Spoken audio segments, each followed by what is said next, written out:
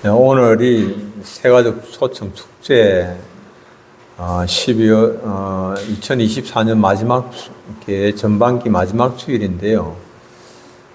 본래는 우리가 7월 첫 주일로 정했는데 오늘 한 주를 땡겨서 오늘 하게 됐고, 또 비가 굉장히 많이 일기예보가 오늘 막 이렇게 많은 호우가 예보가 되어 있어서 좋은 날씨를 위하여서 이제 기도를 했습니다만은, 오늘 이렇게 예배 전에 보니까 비가 엄청나게 많이 쏟아졌어요. 그런데 지금은 조금 이제 거의 좀 멎은 것처럼 이렇게 보이는데요. 오늘 우리 하나님께서 우리 주 예수하고 우리 삼둥이들 만날 수 있도록 그렇게 오늘 일정을 좀 조정해 주신 것 같다, 그런 생각도 듭니다. 아니면 어떻게 우리 예수와 삼둥이들을 오늘 만날 수 있었을까? 나름대로 하나님께서 왜 한 주를 당기게 하셨을까? 이렇게 생각하면서 제가 이제 나름대로 그렇게 이제 해석을 해봅니다. 우리는 행복하게 살기 위해서 많이 애쓰고 수고합니다. 우리 모든 수고하고 땀 흘리는 노력들을 저도 성원합니다. 얼마 전에 제가 미용실에서 카트를 했는데요. 미용사가 들려준 이야기입니다. 자기 집에 미용 재료를 대주는 그런 공급하는 분이 있었는데 얼마 전에 스스로 목숨을 끊었다라고 하는 안타까운 사실을 들려주었습니다. 쉬는 날 없이 열심히 일했고, 그리고 자녀들 뒷바라지 하면서 집도 한 채, 아파트도 한 채 장만했다라고 하는 겁니다. 그런데 분석을 하면서 아마 그게 문제가 된 것 같다, 그렇게 말을 했습니다. 아마 은행에 주택담보로 해서 대출을 너무 많이 받았는데, 그런데 은행 이자가 너무 많이 올라서 감당하기 힘들었던 것 같고, 그래서 미용 재료를 공급하는 일만으로는 도무지 이자를 댈 수가 없어서 투잡을 뛰게 됐는데 택배를 했답니다. 새벽에 또 한밤께 하는 그런 택배도 하고 그랬는데, 그래도 감당이 안 되는 거죠. 자녀 학원비, 생활비 이런 것 잘 돌아가지 않으니까. 그러면 이래도 저래도 안 돌아가고, 그리고 이제 생활은 해야 되고, 그러면 이제 손을 대게 되는 게 이제 사채죠. 사채를 손을 대게 되면 여러분들이 이 사채에 손을 대는 순간에 죽음의 덫에 걸려듭니다. 사채가 얼마나 고이율인가. 이번에 동아일보에서 보도를 했는데요. 사채가 연이율이 5,575% 나가는 이런 사채가 있어요. 여러분 이게 상상이 되십니까? 5,575% 연이율이. 이런 곳에 이제 걸려드니까 사채에 손대는 순간에 모든 것 다 끝난다, 이렇게 보면 되는 일이죠. 어떤 분은 아이 학원비 40만 원 되기 위해서 사채를 이용을 했는데 얼마나 악랄하게 그 딸아이에게 막 돈 내놓으라고 막 그러니까 엄청난 비극적 상황을 맞게 되는 그런 일이죠. 행복하게 살기 위해서 쉴 틈 없이 휴일도 없이 그렇게 일을 했는데 너무 안타까운 일이 발생을 했고, 그런 말 들으니까 참 가슴이 아팠습니다. 제가 새벽기도 나올 때 때때로 택배기사를 만납니다. 제가 택배기사를 만나서 한번 물어봤습니다. 도대체 새벽에 몇 시에 나오십니까? 제가 새벽에 4시 반에 제가 일어나거든요. 4시 반에 일어나서 이렇게 준비해서 나오면은 4시 한 45분, 50분 이렇게 돼서 나오지 않습니까? 그때 이제 나오면서 택배기사를 만나는데 도대체 몇 시에 일어나시는가 제가 물어봤어요. 물어보니까 그분이 하는 이야기가 저녁 7시에 나와서 새벽 7시까지 일한다라고 그렇게 이야기했습니다. 12시간을 일을 하는데 한밤중에 잠들지 않죠. 잠자지 않고 그렇게 일을 하는 것입니다.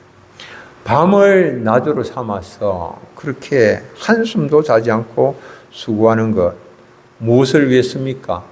행복해지기 위해서죠. 행복을 위하여서 그렇게 일을 하죠.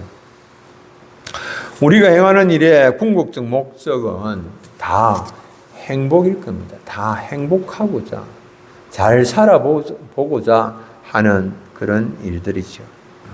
그러나 행복을 위하여서 쉬지 않고 내가 일했고 달려온 그런 결과가 스스로 목숨을 끊는 것이고, 그리고 몸이 쇠약해져서 병원 신세를 져야 하는 것이라면 이 참된 행복의 길을 제대로 깨달지 못한 것이죠.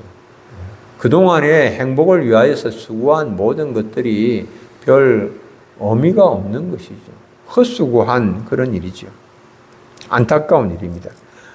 아프리카에 피금이라고 하는 소인족이 살고 있습니다. 이 피그미족은 체구만 작은 것이 아니고 세상을 바라보는 시각도 아주 좁습니다. 그래서 자신의 눈에 보이는 것으로 보이는 그림으로 모든 것을 다 평가를 하는 것이죠. 어느 날 한 인류학자가 피그미족 한 청년을 데리고 높은 곳으로 올라갔습니다. 마을이 한눈에 내려다 보이는 곳으로 올라갔는데, 근데 그 피그미족 청년이 평원에서 들소들이 한가롭게 풀을 뜯고 있는 그런 장면을 보면서 묻습니다. 뭐라고 묻는고 하니까 저곳에서 풀을 갉아먹고 있는 벌레들은 무엇입니까? 선생님, 그렇게 물었어요. 거대한 들소를 보면서 풀을 갉아먹고 있는 그런 벌레 정도로 그렇게 이해를 한 겁니다. 처음에는 이 인류학자가 그 질문이 무엇을 묻는 질문인가라고 하는 것을 이해를 하지를 못했습니다. 원근감이 없어서 거대한 그런 들소를 벌레로 잘못 인식한 것이죠. 우리가 정말 어쩌면 그런 피그미족 같은 소인족과 같은 그런 생각들을 하고 있습니다. 열심히 수고하고 노력하기만 하면 행복해진다라고 생각하는 것, 이거 피그미족적인 그런 생각입니다. 죽으라고 일하여서 죽음에 그래서 이르게 되는 겁니다. 참 안타까운 일이죠. 죽으라고 일을 하면 행복해질 줄 알았는데 죽으라고 일하니까 죽음에 이르게 되는 일들이 일어나는 것이죠. 반대로 상황과 환경 때문에 행복할 수 없다고 생각하는 것, 그것 또한 편견이죠. 그건 잘못된 생각이죠. 상황 때문에, 환경 때문에 나는 행복하지 못하다. 그래서 어떤 사람은 자기 배우자 때문에, 부모 때문에, 자녀 때문에, 누구 때문에 행복할 수 없다라고 생각하는데, 이런 것도 다 편견이죠. 사람들은 잘못된 생각에 사로잡혀서 서로를 향해서 원망하고 불평하면서 그렇게 가정을 지옥으로 만들어가는 겁니다. 서로를 자꾸 원망하고 네 때문에 내가 이렇게 힘들고 어렵다라고 하니까 그 가정이 지옥이 되는 것이죠. 우리가 생각의 소인족들입니다. 생각이 잘못되고 있죠. 메뚜기 같은 그런 생각을 하고 있죠. 피그미 의식 가지고 있죠. 이걸 버려야만 하는 것입니다. 하나님은 우리를 향한 아름다운 계획을 가지고 계십니다. 아름다운 세상에서 우리 모두가 행복하게 살기를 원하시죠. 하나님의 뜻입니다. 하나님의 계획이고 하나님의 우리를 향한 그런 삶의 모든 청사진입니다. 미국의 메트로 골드윈 메이어라고 하는 회사의 설립자 메이어가 이런 경험을 했습니다. 어렸을 때에 친구와 싸운 적이 있었습니다. 메이어가 친구에게 맞고 집에 돌아와서 분통을 터뜨리는 모습을 보면서 막 친구를 욕을 하는데 그 어머니가 메이어를 산으로 데리고 올라갔습니다. 그리고는 그곳에서 친구 욕을 한번 실컷 해보라고 했습니다.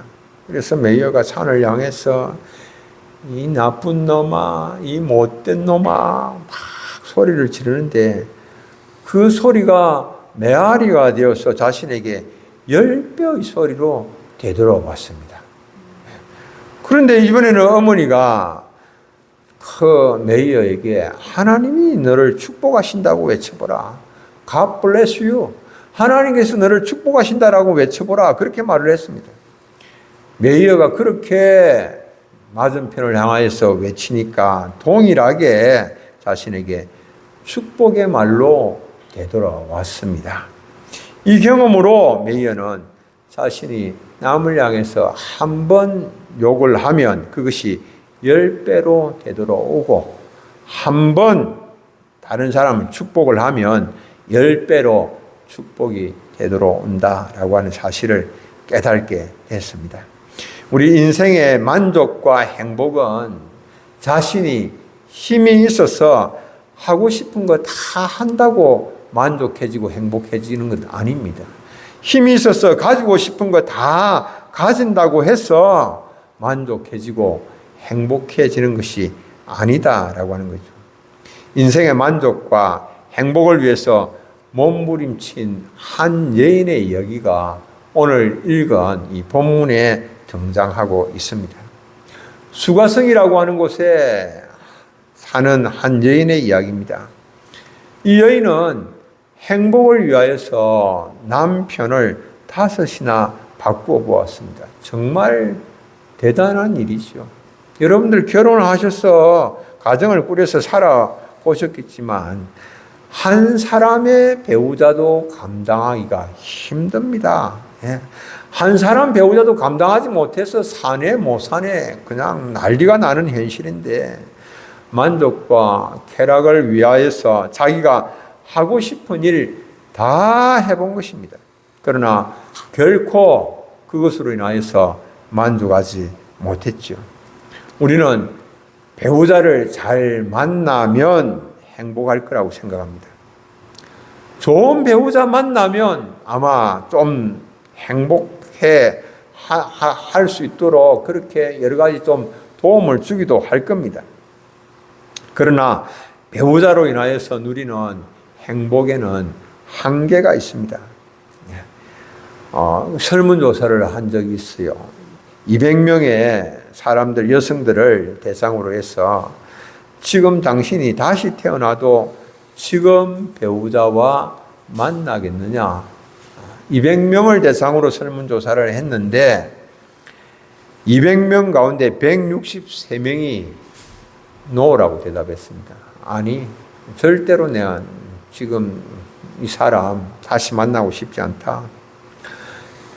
24명은 조금 생각 좀 해봐야 되겠다. 그리고 13명만, 200명 가운데 13명만 예라고 대답을 했습니다. 200명 가운데 13명, 이거 몇 프로입니까? 몇 프로예요? 뭐 10% 안 되죠. 뭐 6.5%, 7%도 채 안 되는 이런 숫자인데 그만큼만 지금 배우자 다시 만나겠다. 대부분의 사람들이 배우자를 만나서 결혼할 때에는 그 만족했죠. 이 사람하고 살면 잘 살 수 있겠다 생각이 됐고 판단이 섰고 그래서 결혼을 했는데 살다 보니까 기대와는 다르죠. 살아보면 다른 겁니다. 만족이 별거리 없다라고 하는 거죠. 만족하는 것처럼 보여도 그러지 못할 경우들이 참 많습니다. 경제적으로 부유해지면 행복할 거라고 생각합니다. 부분적으로는 맞는 이야기일 수 있습니다. 경제적 여유가 행복의 조건일 수가 있습니다. 경제적 어려움으로 인하여서 가정이 깨어지는 경우 많죠. 노숙자로 전락하여서 홀로 살아가다가 가족이 있어도 고독사로 생을 마감하는 일들 종종 우리가 보게 되지 않습니까? 그래서 사람들은 돈을 위해서 죽기 살기로 일합니다. 그러나 부유해진다고 해서 행복해지지는 않습니다. 지금보다도 돈이 100배나 더 많은 돈을 가진다고 하더라도, 여러분들 손에 돈이 100억이 들어온다고 하더라도 그 100억 때문에 여러분들 행복해지겠습니까? 100억 들어오면 뭐 하겠습니까? 좋은 차 한 대 뽑고 여행도 좀 하고 다니면서 돈도 좀 써보지만 그것 때문에 그렇게 행복해질까요? 좋은 차 며칠 못 가요. 돈 써봐야 또 그 만족이 며칠 못 가고 여러 가지 다른 또 만족스럽지 못한 상황들이 또 생겨나는 그런 것이죠. 부유해진다고 행복해지지는 않습니다. 곡식을 쌓아둘 곳이 없을 정도로 소출이 풍성한 부자가 있었습니다. 곡간을 헐고 더 크게 짓고 모든 곡식과 물건을 쌓아두었습니다. 스스로 여러 해 쓸 물건을 쌓아두었으니 평안히 쉬고 먹고 마시고 즐거워하자라고 하였습니다. 그러나 하나님께서 그런 모습을 보시면서 어리석다라고 하시면서 이렇게 말씀하십니다. 누가복음 12장 20절 우리 함께 한번 읽겠습니다. 어리석은 자여 오늘 밤에 내 영혼을 도로 찾으리니 그러면 내 준비한 것이 누구의 것이 되겠느냐. 아멘. 하나님께서 그렇게 하는 사람을 보고 어리석다라고 말씀하시는데 그 이유가 네 영혼을 오늘 밤에 내가 찾으면 그러면 네가 준비한 것 그게 무슨 소용이 있으며 그것이 누구의 것이 되겠느냐. 하나님은 그렇게 말씀을 하시는 것입니다. 자기를 위하여서 재물을 쌓아두고 하나님께 대하여서 부요하지 못한 사람이 바로 이와 같습니다. 경제적 여유가 우리를 행복하게 해주는 요인이 될 수 있지만 결코 부요해짐으로 행복해지지는 않습니다. 하나님께 대하여서 부유하지 못한 경제적 풍요는 헛되고 무익한 것이다 라고 하는 겁니다. 현대인들은 세상의 쾌락과 즐거움을 위하여서 자신의 모든 것들을 다 쏟아붓습니다. 즐거움을 누릴 수 있다면, 쾌락을 얻을 수 있다면 내 영혼이라도 내어놓겠다라고 하는 그런 생각이죠. 고급차를 위하여 그리고 스포츠와 섹스와 그리고 모든 스크린으로 인생의 행복을 누리고자 합니다. 이것에 모든 것을 다 쏟아붓습니다. 그러나 오늘 우리의 삶은 이런 것만으로 결코 행복해질 수가 없다라고 하는 겁니다. 원하는 대로 다 가질 수 있었던 세계적 가수 마이클 잭슨, 여러분들 아시지 않습니까? 늘 불안해했고 수시로 수면 마취제 주사를 맞았고 그리고 그것을 맞고 자다가 사망에 이르렀지요. 미국의 억만장자 하워드 휴즈 엄청난 능력을 가지고 있었고 부의 소유자였습니다. 그럼에도 불구하고 행복한 인생 살지 못했습니다. 인생 무상과 허무함을 외치면서 nothing이다. 아무것도 아니다 이게. 내가 가지고 있는 그 모든 것이 내가 가지고 있는 모든 능력이 행복에 눈곱만큼도 도움이 되지 못한다. 그렇게 말을 하면서 죽어갔습니다. 예수님은 그런 것으로 영혼의 갈급함을 채울 수가 없다라고 말씀하십니다. 영혼의 목마름을 해결할 수 없다라고 말씀을 하십니다. 이 물을 마시는 자마다 다시 목마르니와. 요한복음 4장 13절. 이 물을 마시는 자마다 다시 목마르다. 세상이 주는 행복, 참된 만족이 아니다라고 하는 겁니다. 사람은 결코 세상이 주는 것으로 만족할 수 없고 행복해질 수도 없습니다. 다시 목마릅니다. 그러나 우리 주님이 주시는 것은 다르지요. 우리 주님은 삶에 필요한 모든 것을 우리에게 주실 뿐만 아니라 참된 행복을 주시는 분입니다. 주님 안에 정말 행복이 있습니다. 주님 안에 상황이 나빠도 환경이 좋지 않아도 가진 것이 점점 줄어들어도 주님 안에 있으면 그 모든 어려움들을 극복하고 주님 안에서 서로 사랑할 수 있고 행복하게 지낼 수가 있습니다. 오늘 말씀에서 예수님은 수가성 여인에게 네 남편을 데리고 오라 그렇게 말씀하셨습니다. 그 여인이 말합니다. 남편이 나는 없습니다. 예수님께서 그러니까 말씀을 하시는데 네가 남편 5이나 있었으나 없다 하는 말이 옳다. 정말 참된 그런 만족을 줄 수 있는 남편이 없다라고 하는 거죠. 남편을 5을 만났지만은 그 남편이 그 여인에게 참된 행복을 주지 못했다라고 하는 겁니다. 5명이나 남편을 가져봤지만 그 남편으로 인하여서 참된 행복 얻을 수가 없었습니다. 그래서 없다라고 하는 말이 맞다라고 하는 겁니다. 세상이 주는 행복의 물은 다시 목마르고 그리고 결코 만족함이 없습니다. 그러나 예수님이 주시는 것은 다릅니다. 예수님은 영원히 목마르지 않는 참된 행복의 생수를 주시는 분이십니다. 여러분들 예수님은 어떤 분입니까? 예수님 말씀하십니다. 뭐라고 말씀하시는지 여러분들 한번 보십시오.